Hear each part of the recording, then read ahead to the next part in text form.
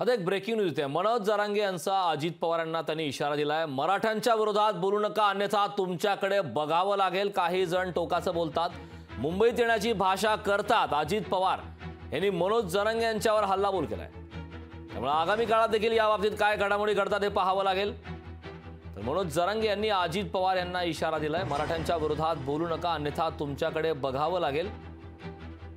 काही जण टोकाचं बोलतात, मुंबई येण्याची भाषा करतात। अजित पवार यांनी देखील मनोज जरांगे यांच्यावर हल्लाबोल केला। आरक्षणाचा मुद्दा आहे, तो मुद्दा सोडवण्याच्या करता एकनाथराव शिंदे, देवेंद्र फडणवीस, मी आणि आमचे सगळे मंत्रिमंडळातले सहकारी प्रयत्नशील आहेत। मराठा समाजाला आरक्षण मिळालं पाहिजे, दुमत कुणाचंच नाही। काही जण टोकाचं बोलताय, मुंबई मध्ये येण्याची भाषा करतायत। जर कायदा हातात घ्यायचा प्रयत्न कोणी केला तर त्याचा मुलायजा ठेवायचा नाही। कायद्यापेक्षा कुणी श्रेष्ठ नाही, ही पण गोष्ट आपण लक्षात घ्या। तुमच्या पोटातले विचार तोंडावर आणलेच म्हणायचे। बरं, पहिल्यापासून तुम्ही मराठ्याच्या विरोधातच काम केलं।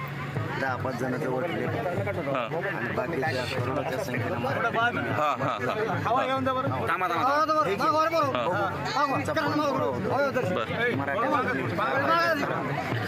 येणाऱ्या मराठ्या दिदी शांत। खरं तर सरकार पॉझिटिव्ह आहे असं सांगितलं जात आहे। अजित पवार अशी भूमिका का घेतात असं वाटतंय, आणि तुमचं काय म्हणणं आहे या गोष्टीवर?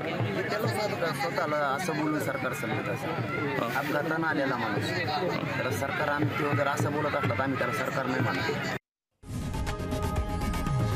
लोकशाही मराठी ऐका, पहा, जागरूक रहा।